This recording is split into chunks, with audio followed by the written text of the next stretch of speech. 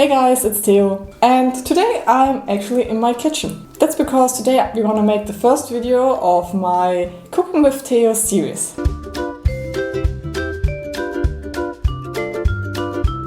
And those videos are gonna come out every first Wednesday in a month, so if you don't wanna miss out, please subscribe. While writing down some ideas for the series, some of my friends mentioned that I should probably start with making the famous Naruto Ramen.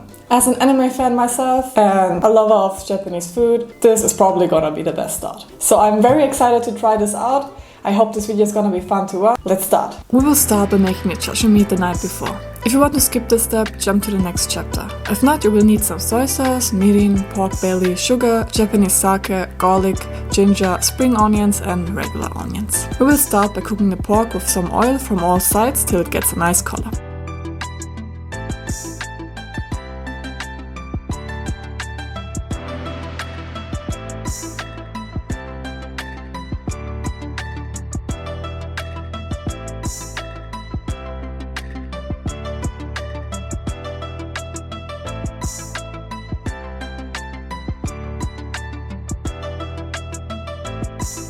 While the meat cooks, we can set up a pot for the sauce and fill in some water and our other liquids, as well as the garlic, the spring and regular onions and the ginger we cut previously.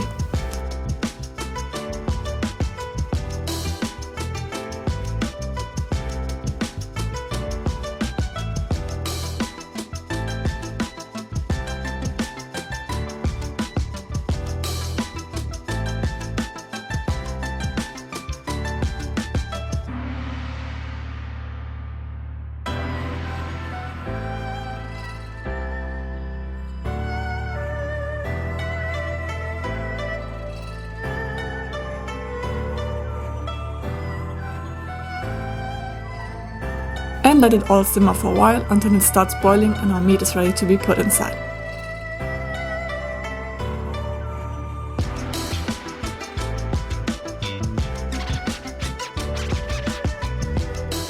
Don't worry about there not being enough liquid. We will be turning the meat every 30 minutes for 4 hours. Yes, I'm serious.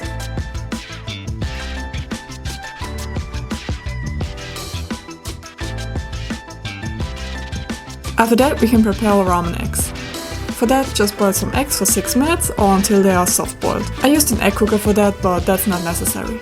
When eggs are finished, submerge them in ice water to have it easier peeling them later on.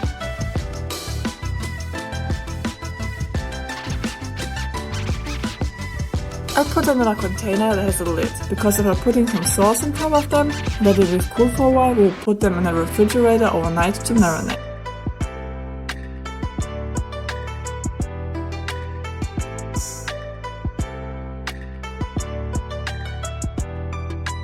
After the 4 hours of cooking, you can go and take the meat out and put it in the refrigerator as well. And finally, go to sleep. If you have dashi powder, you can skip this step, but I used the Dashi Kombi with some Bonito flakes, so I had to boil some water and make some dashi substitute tea. Apparently this is a bit more healthy, I just didn't have any powder at home, so that's why I used it. Those are actual tea bags that I'm using to brew it, and I had to use 2 because the Bonito flakes were trying to escape in only one.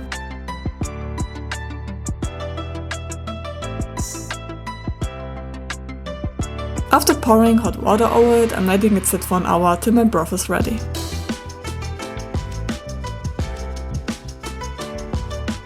If you made a chashu, you can use the sauce you made for your broth by filtering it. You won't need the vegetables, but if you want to reuse them for the next time, you can simply freeze them. I wouldn't recommend eating them like this because the sauce is pretty strong. Now we will prepare for the broth. First, cut 2 cloves of garlic into small pieces and cook them until golden brown in a pot.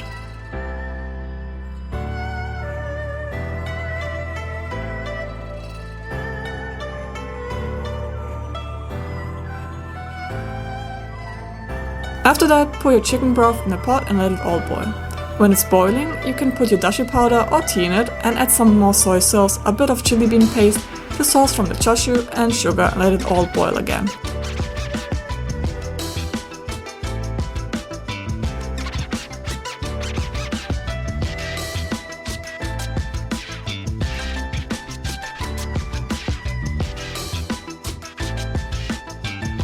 Now take the pot away from the flame and mix your miso paste in it. I like to mix mine in a ladle beforehand to dissolve it before putting it in, but that's up to you.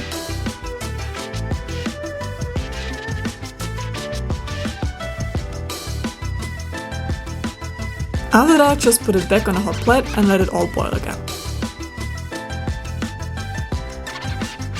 Now let's prepare the rest of the toppings for the ramen. First, cut up some nori paper to a size of your liking. I made 6 pieces out of 1 sheet.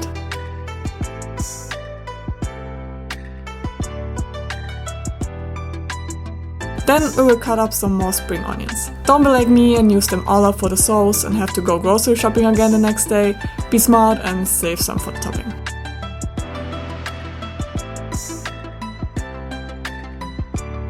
After being in the fridge for the night, the chashu is ready to be cut.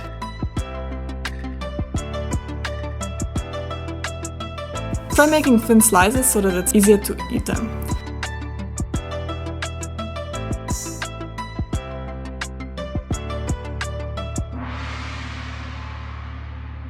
And cut the eggs in half. Mine were as soft boiled as I hoped they would be, but I guess they're still fine. Now that we're almost ready, let's put the bamboo shoots in it and let the noodles cook for 4 minutes.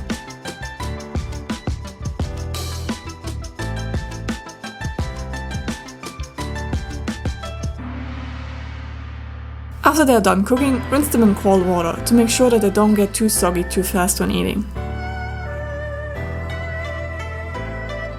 And now to the fun part.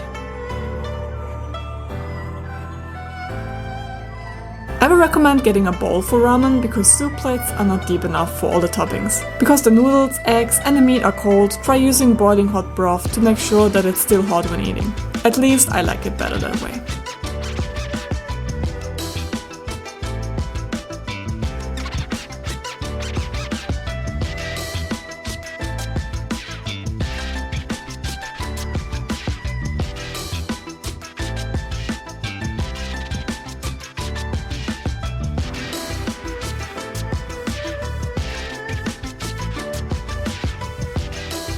And that's it!